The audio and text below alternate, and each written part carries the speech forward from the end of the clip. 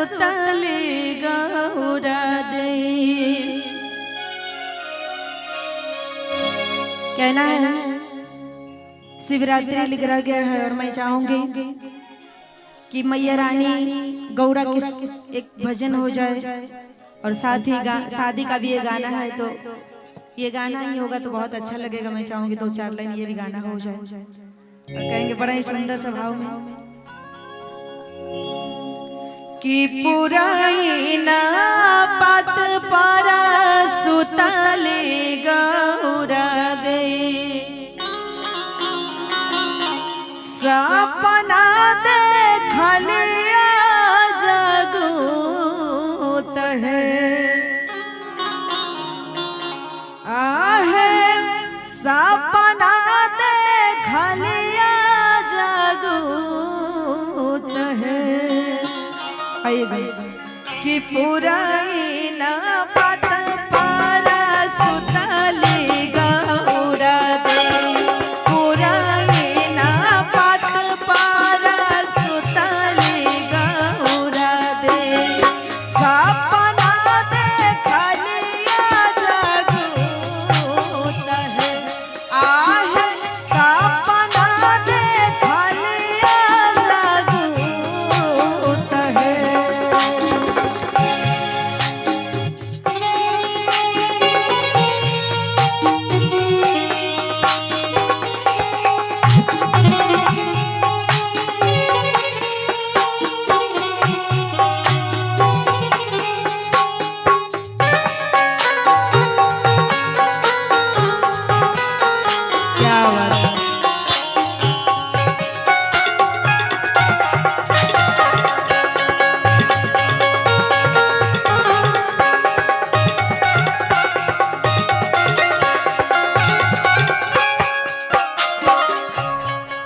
और कहते हैं दूरा ही देसाई का बाजन बाजे,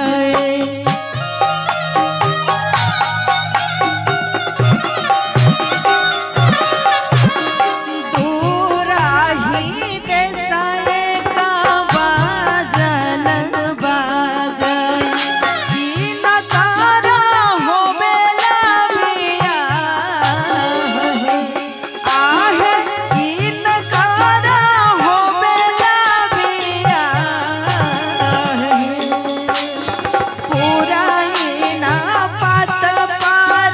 सुतले गौरा दे, पुराना पात पारा सुतले गौरा दे, सपना देखलिया जगूत है, आहे सपना देखलिया जगूत है।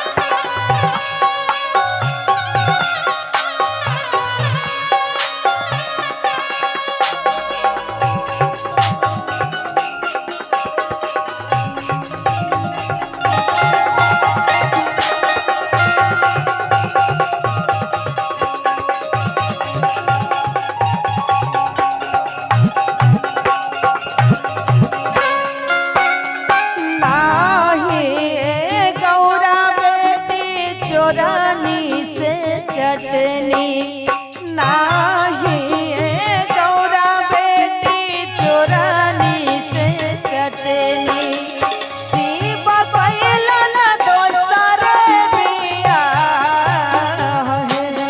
आहे शिव कैला ना दोसर बिया बेटा बाजे